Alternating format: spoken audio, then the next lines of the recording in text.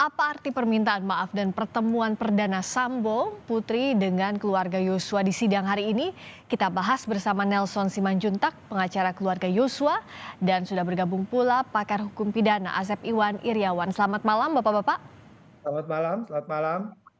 Saya ke Pak Nelson terlebih dahulu. Ini jadi sidang yang berat untuk keluarga Yosua karena bertemu langsung ayah ibu Yosua pertama kali bertemu langsung dengan terdakwa utama pembunuhan Yosua. Apa respons keluarga terutama ayah dan ibu Yosua setelah mendengar langsung tadi permintaan maaf Sambo dan Putri, Pak Nelson? Tolong di-unmute dulu, silakan. Terima kasih Kompas TV yang senantiasa meliput acara ini.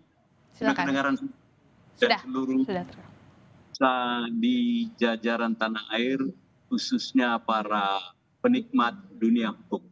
Dua hal saya sampaikan dulu. Hari ini saya ketemu dengan profesor pidana saya. Saya mencoba melahirkan untuk buku beliau ke depan. Jadi jangan hanya di TV saja kita. Saya senang sekali kalau bisa Kompas TV meracik, mengkompilasinya. Baik, bagaimana untuk yang tadi, persidangan tadi Pak Nelson? Ini satu, the new formation of the era law in Indonesia. Ya. Ada pertemuan fakta, fiksi, kebenaran, trusty, dan tentu kejujuran yang diharapkan daripada terdakwa. Luar biasa, hari ini sama minggu lalu. Bisa bertemu dua keluarga. Satu keluarga yang dinyatakan baik-baik, satu keluarga yang terpidana, terdakwa, Pak Sutri. Jadi bertemu dan luar biasa tentunya apa yang dilahirkan di pengadilan tadi, pengadilan dengan secara gamblang terang benderang, saya nggak tahu di luar apa ada ini suara, tetapi di dalam tidak ada lagi hukum yang tertutup. Bagaimana seorang naluri, ibu yang menuntut keadilan kehilangan nyawa anaknya kepada seorang ibu dan bapak yang menghilangkan nyawa anak orang lain. Apakah akan terjadi sebaliknya sedemikian di hadapan yang mulia hakim di Indonesia dan jaksa serta penasihat hukum dari terdakwa mulai gamblang. Hasilnya apa? Ini yang kedua, semuanya mengakui. Sekali lagi mengakui, baik itu tuan kepala divisi nonaktif yang sudah diberhentikan tidak dengan hormat mengakui dengan satu catatan. Itu saja tadi. Dan Ibu PC pun mengakuinya itu totaliter, tidak ada catatan saya lihat. Ini hanya sebuah fenomena-fenomena bagaimana merubah pasal 340 ini menjadi pasal 338. Dan sore ini masih berlangsung dengan piawainya, dengan segala nurani serta aktivitas dari saksi lainnya, termasuk dipandu oleh Bapak Komarudin Simanjuntak. Segala macam intelijen dan semua bukti-bukti baru diperhadapkan tetap. Mulai dari kematian, mayat dikirim, diulangi lagi sampai kepada kasus-kasus yang sangat-sangat krusial, insidental dan tragis di Indonesia. Demikian. Kalau Kang Asep mencatatnya seperti apa tadi? Permintaan maaf langsung dari terdakwa tapi ada catatan. Kalau dari Verdi Sambo karena apa yang dilakukan Yosua menurut terdakwa. Ya, yang pertama acara ini memang persidangan nggak ada, tapi kita hormati ya, kita hargai, kita kita turut prihatin ya apa yang dikatakan oleh ayah dan ibu daripada almarhum. Soal permintaan maaf dari terdakwa ya, PC maupun PS ya nggak apa-apa lah, itu namanya orang minta maaf, Tuhan aja memaafkan. Cuman soal maaf ini kelak akan memperingan atau merubah vonis, itu soal lain sekali lagi ya. Tapi sekali lagi yang penting ketika tadi katakan oleh Pak Nelson, mereka mengakui telah melakukan pembunuhan, ya harus jujur dikatakan sesungguhnya nanti ketika fakta-fakta ini diungkap, jangan sambil tetap berkelihat dan berkilah atau berdalih lagi gitu. Apalagi menyakiti keluarga korban dengan pertanyaan-pertanyaan yang sifatnya menyentuh nurani. Kita jangan buka suasana emosional, jangan dipancing lah hal-hal yang lain. Cukup yang kalau udah mengakui salah ya sudah, tinggal berterus terang kan mengatakan bahwa saya melakukan itu, tapi jangan ada kalimat tapinya gitu kan. Jadi ya kalau udah salah ya sudah, apapun juga perbuatan itu tidak bisa dilakukan karena misalkan katakanlah misalkan ada perbuatan pidana sebelumnya ya, tanda petik pelecehan seksual apapun namanya, ya bukan dengan cara melakukan pembunuhan. Ya kan pembunuhan mengenai juga nggak boleh. Cukup bahwa yang bersangkutan melakukan pembunuhan selesai dan mereka minta maaf. Mungkin bagi korban ada ketulusan, keikhlasan. Cuma saya melihat bahwa permintaan maaf di pengadilan itu hal kemanusiaan, bukan masalah yuridis, itu masalah etis.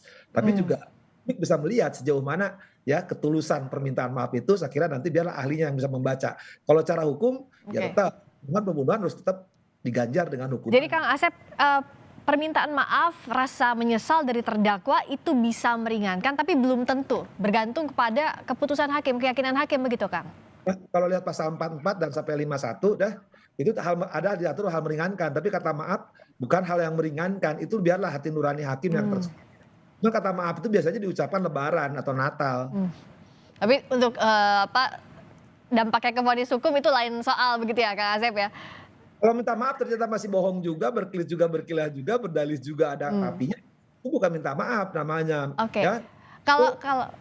Kalau dari Pak Nelson lihatnya seperti apa? Tadi minta maaf tapi ada catatan begitu. Karena apa yang Yosua perbuat menurut terdakwa? Tolong di-unmute lagi Pak Nelson.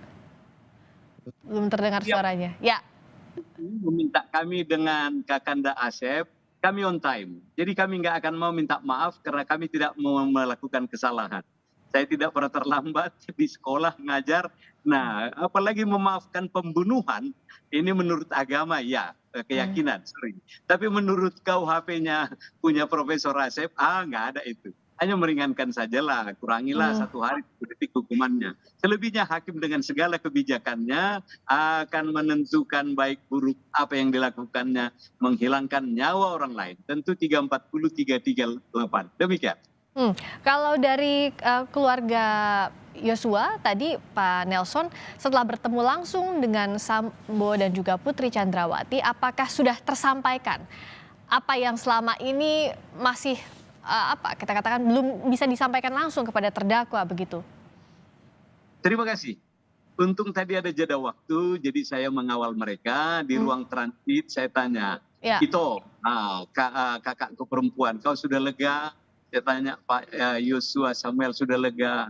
Iya, dari batin kami sudah kami sampaikan tadi, semua sidangnya lancar, tinggal bagaimana kita berdoa dan hakimnya memutuskan dengan sempurna. Doanya tulus, ya bukan dorongan amplop. Nah, ini yang tadi sangat apik sekali, sampai ini berlangsung mungkin lebih memberatkan lagi saya lihat ini. Soalnya alat bukti lengkap sekali disampaikan, itu dia.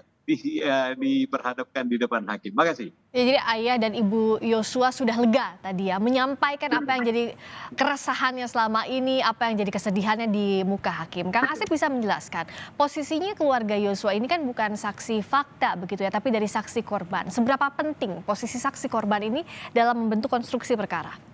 Yang pertama salah satu didakwakan adalah unsur menghilangkan atau merampas nyawa orang lain. Nah, yang hilang nyawa itu adalah almarhum J. Nah, orang pasti kehilangan. Nah, orang tuanya, tantenya, keluarganya harus buktikan, oh ternyata kami kehilangan siapa? Almarhum J.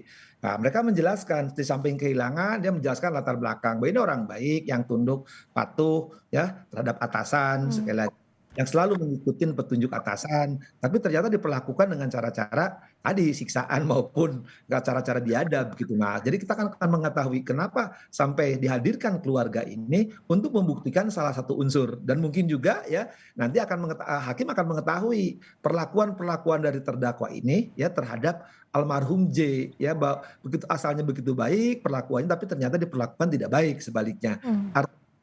Ketika salah satu unsur telah terbukti ya, ini kan unsur, nah nanti tinggal perencanaannya. Nah, perencanaannya ternyata jauh-jauh hari ya ada cocokan yang disuksakan kemarin oleh saksinya S itu ya, bahwa ini jadi buktikan bahwa ternyata ada perencanaan yang dilakukan untuk menghilangkan atau merampas nyawa J. Nah, sekarang pihak keluarga ternyata mempunyai data-data. Nah, data-data itu yang akan disampaikan ya kepada majelis hari ini gitu kan. Nah, kita lihat juga sebelumnya kan ketika mereka bersaksi di perkaranya E juga kan. Ya, betul. Salah satu unsur menghilangkan atau merampas nyawa telah terbukti. Tinggal unsur-unsur lain nanti berkaitan dengan kesaksian alat bukti yang lainnya. Nah, ini kan tadi soal unsur hilangnya nyawa yang didalami di saksi korban yang dihadirkan oleh majelis hakim, oleh jaksa penuntut umum di muka sidang atas perintah majelis hakim.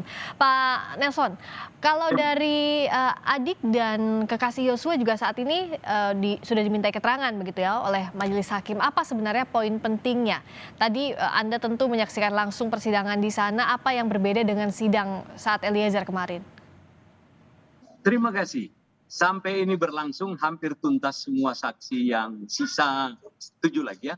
Ya. Malah hakim membuka peluang ini melebar untuk merenew, mengulangi kembali kesaksian-kesaksian wanita-wanita terampil dari Sungai Bahar, melengkapi bagaimana tadinya yang 5 terdakwa, tambah 7 terdakwa. Saya tahu tadi secara gamblang bintang satu itu Brigjen Hendra ini menambah lengkapnya apa yang motif dan terkandung di dalam pasal 340 pembunuhan berencana itu. Ini kita konsekuennya dan ini kita harus buktikan selalu di pengadilan. Dan ini kita menunggu dari penasihat hukumnya mau disangkal apa lagi. Artinya semua kelengkapan itu satu suara, satu komando dari pusat menginformasikan Brigjen Hendra ini adalah kembali ke yang sudah SP3 pelecehan seksual. Sudah mati ini semua. Yang kedua, bagaimana secara transparan alat-alat komunikasi, IT, handphone semua yang hilang sepertinya tidak ada penyangkalan. Ini semua terbukti. Oleh karena itu, ditambahi lagi intelijen, para jenderal dari baik angkatan yang tidak perlu disebut namanya, yang memberikan kesaksian baik tertulis yang bisa diberikan oleh penasihat hukumnya. Demikian. Kang Asep, yang menarik dari sidang ini kalau kita ikuti bersama, memang motif ini tidak wajib dibuktikan dalam pembunuhan berencana, pasal pembunuhan berencana, tapi tampaknya hakim akan menggali motif ini.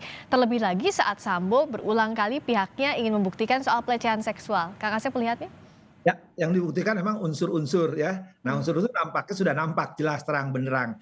Nah, mungkin hakim kelak ketika menjatuhkan bahwa ini terbukti, nah apakah hakim berani untuk menjatuhkan maksimal setelah tahu motifnya kan? Ya. Nah, motifnya tadi latar belakang dari keluarga korban tuh begini, oh setelah terdakwa tuh begini, saksi-saksi lain nanti yang disebut tadi ya di yang jadi korban juga dari FS ini begini. Nah, mungkin hakim saya juga dulu ketika menjatuhkan maksimal misalkan mati atau seumur hidup, oh ternyata motifnya begini loh. Nah, ketika motifnya ternyata antara petik sadis, ya hakim berani juga ya menjatuhkan hukum maksimal gitu kan. Tapi kalau motifnya sekarang dibuat ternyata tadi kalimatnya karena perlakuan anak bapak ibu terhadap saya, nah itu berarti motif masih ada ya sesuatu yang disembunyikan sehingga hakim oh ternyata tidak tulus.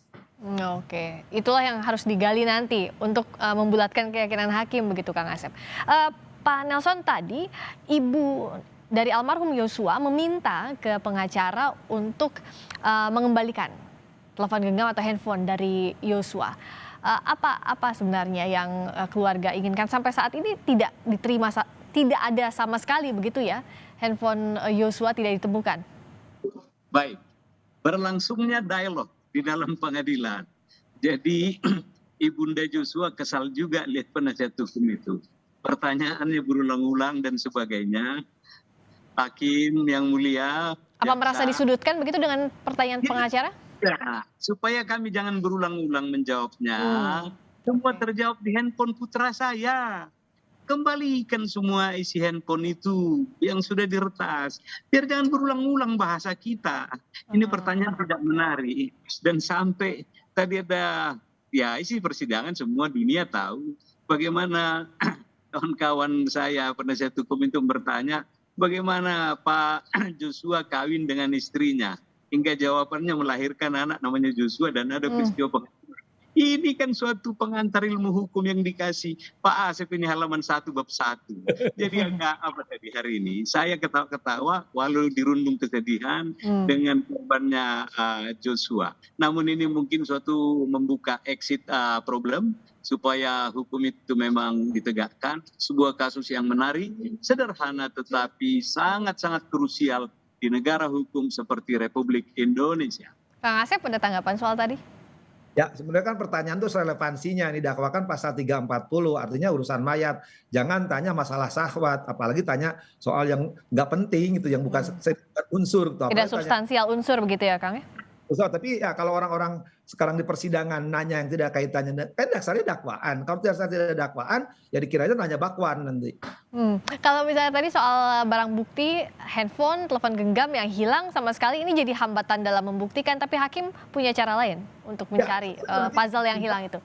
Nah, barang bukti itu kan bisa dicari gitu kan, misalkan ke Roxy atau kemana gitu kan Hmm. dicari, jangan udah sama di Roxy gitu kan, harusnya kan Hmm. kata ibunda almarhum itu ada di pembicaraan itu. Nah, harusnya Hmm. kan tugas membuka pembicaraan itu kalau memang berkaitan. Nah, ketika itu sekarang barangnya nggak ada, ya tugas penegak hukum lah untuk mencari gitu kan, atau mungkin jangan-jangan di mana tempatnya. Tadi saya bilang kan mungkin saya minta Pak Nelson sama saya mencari ke Roxy gitu, itu akuin di Hmm. Roxy ada gitu. Oke, saya juga mencatat, kita semua mencatat tadi bagaimana jalannya sidang, salah satunya momen ini. Ayah Brigadir Yosua dalam sidang kasus pembunuhan Yosua dengan terdakwa Ferdi Sambo dan Putri Chandrawati, saudara, sempat meminta Putri Chandrawati untuk buka masker. Permintaan ini dilakukan oleh ayah Yosua untuk usai dikonfirmasi terkait dengan foto dan video antara Ferdi Sambo, Putri Chandrawati, dan Yosua oleh jaksa penuntut umum. Kita dengarkan bersama.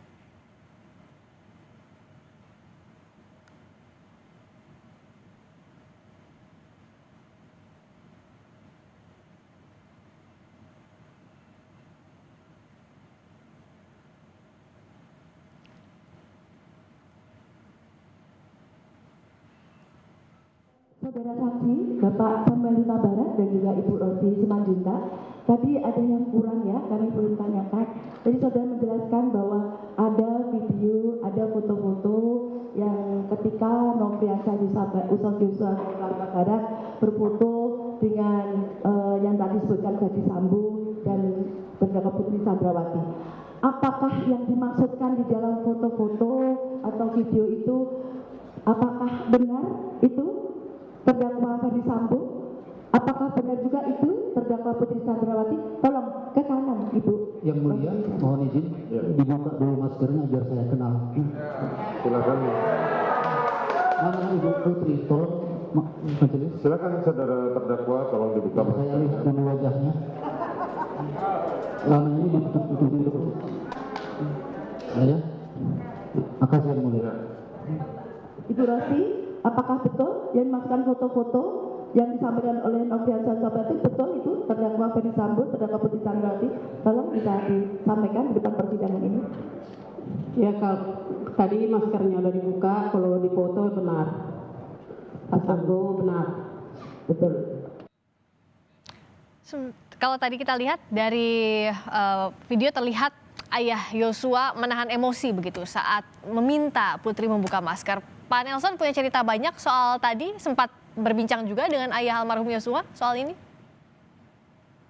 Akhirnya kami menjadi buat ini bahan olok-olok ya. Sebuah perintah dari saksi tadi ya, memerintahkan masker dibuka belak-belakan, tidak ada lagi yang ditutupi, hingga yang sekecil seremeh-temeh tadi bisa kita saksikan di studio di pengadilan utama ini, pengadilan gedung utama.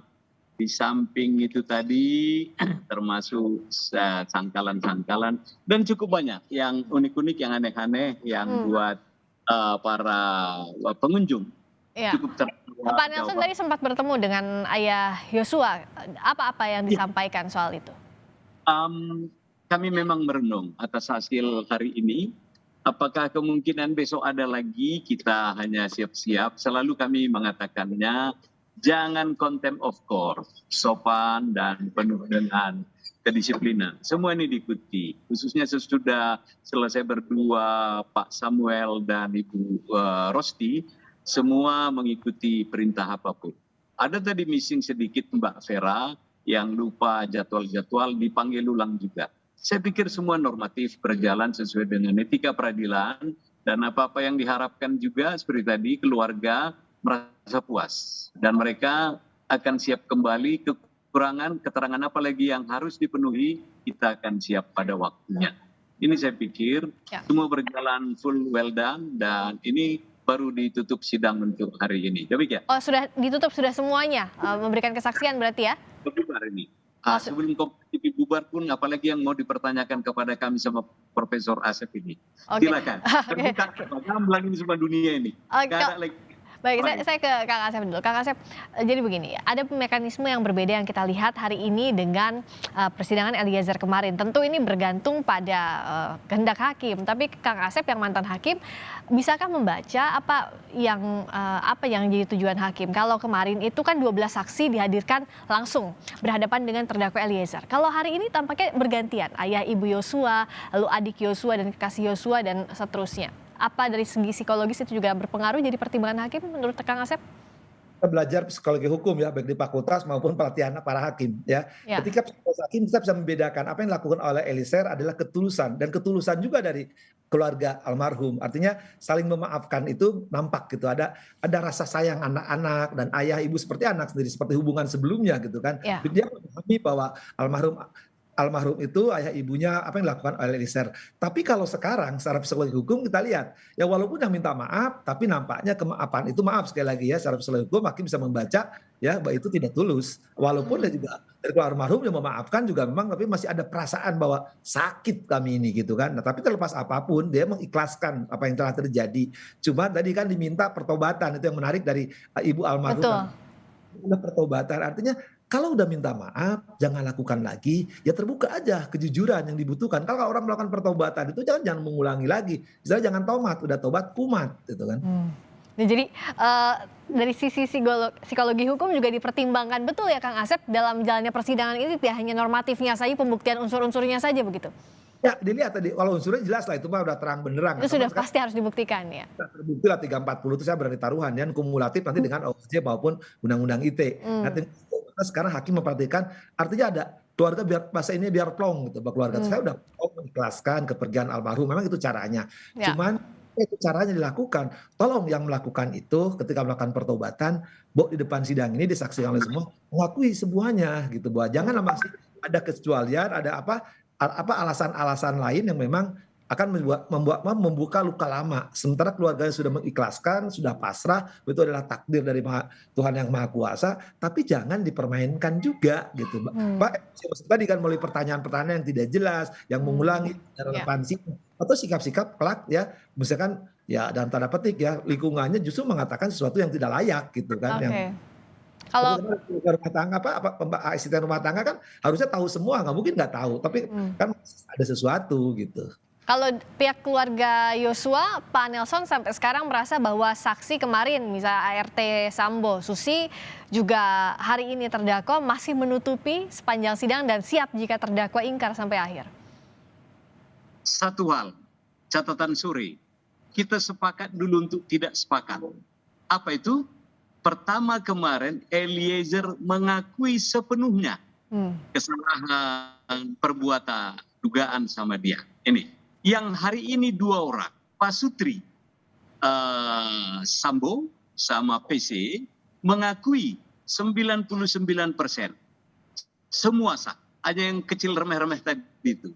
Yang ketiga, jangan-jangan dari Kompas TV ini, yang Mbak Susi ada rekamannya, semua acting, semua sandiwara, semua tahu. Jadi kalau nanti Profesor Asep menyelesaikan dalam kesimpulan sementara kita sepakat atau tidak sepakat, ini well done. Dunia hukum sudah hampir masuk dunia finishing, dan keluarga besar Yosua sudah penuh kedamaian akan pulang ke tanah air, ke Sungai Bahar. Salam hormat untuk Kompas TV, keadilan harus terpelihara selamanya. Tapi yang jelas kalau Pak Nelson melihat sejauh ini persidangan berjalan baik begitu ya dari keluarga Yosua ya? Betul. Kalau dipanggil lagi kita hadirkan. Jaksa tetap memanggil, cinta sekali lihat Pengadilan Jakarta Selatan sama Kompas TV. Bagus nontonnya Kompas TV ya. Terima kasih sudah nonton Kompas TV selalu Pak Nelson. Kalau Kak Asep melihatnya bagaimana ini? Sekarang kan sidang masih panjang, tapi ya sebenarnya kalau dari unsur-unsur pembunuhan berencana ini harus dibuktikan hakim. Bicara pembuktian kita sambung lagi, tapi kita ke Pengadilan Negeri Jakarta Selatan dulu. Pak Nelson, Kang Asep, ini konferensi pers dari pengacara Putri Chandrawati dan Sambo. Kita ikuti bersama. Kita keluar main-main ini. Tidak seimbang ya, ketika jaksa waktunya cukup lama, tapi juga pada saat penasihat hukum waktunya sangat terbatas, sangat singkat.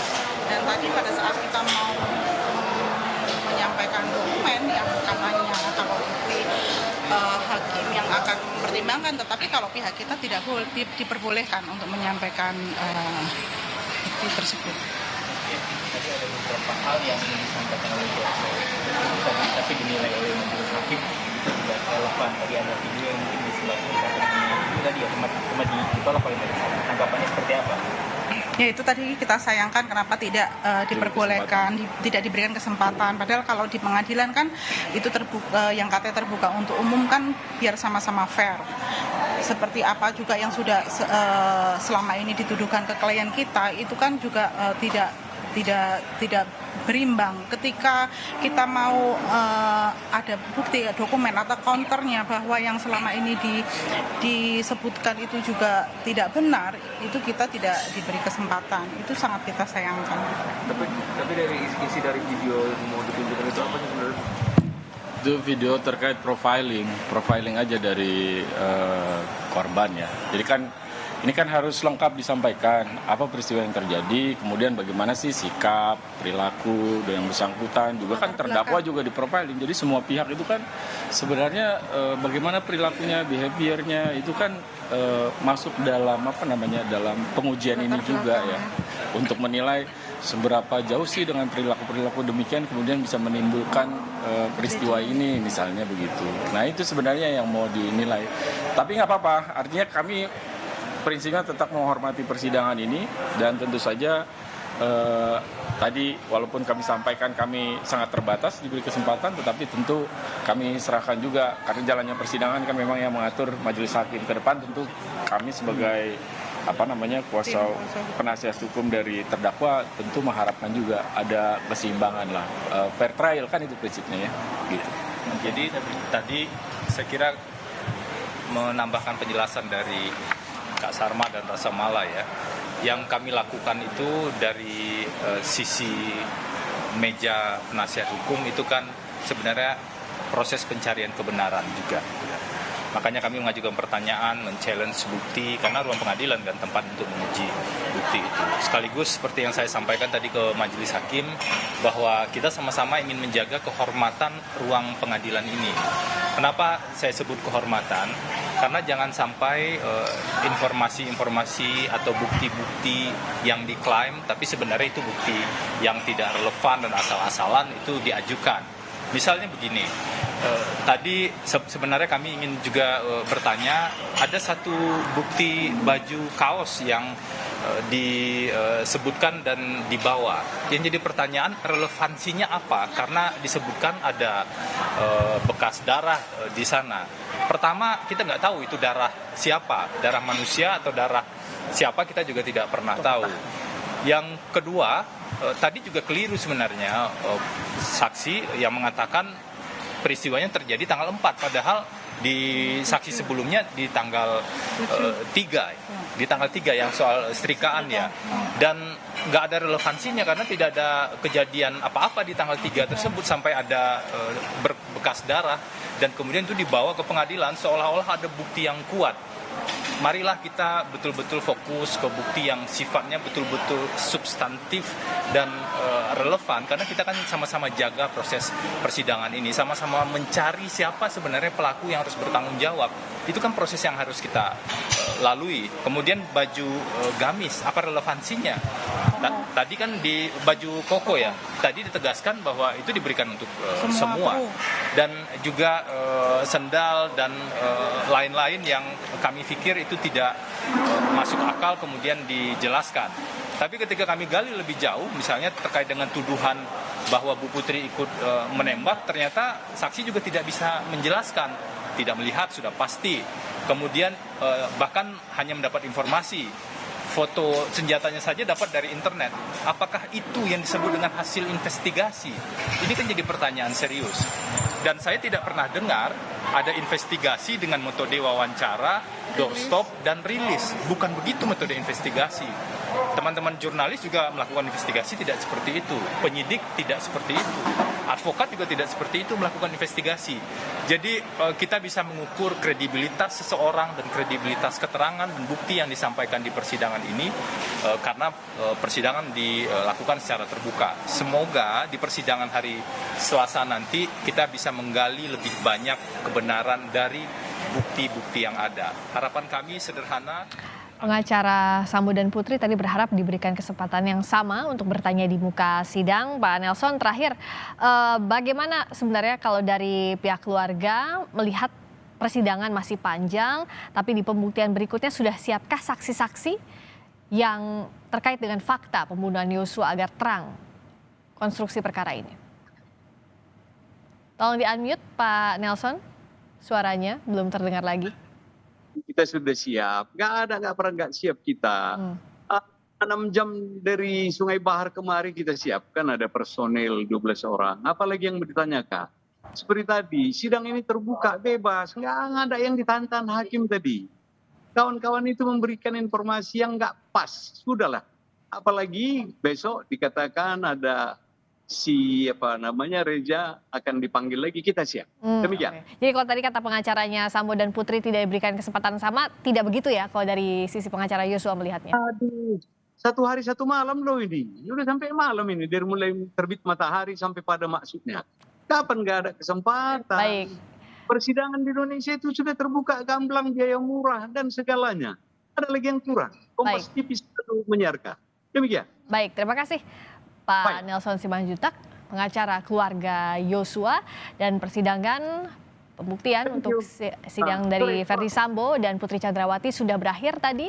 Kuasa hukum masing-masing juga sudah keluar dari ruangan sidang dan Putri Chandrawati serta Verdi Sambo akan segera keluar untuk dibawa kembali ke mobil tahanan untuk melanjutkan sidang berikutnya.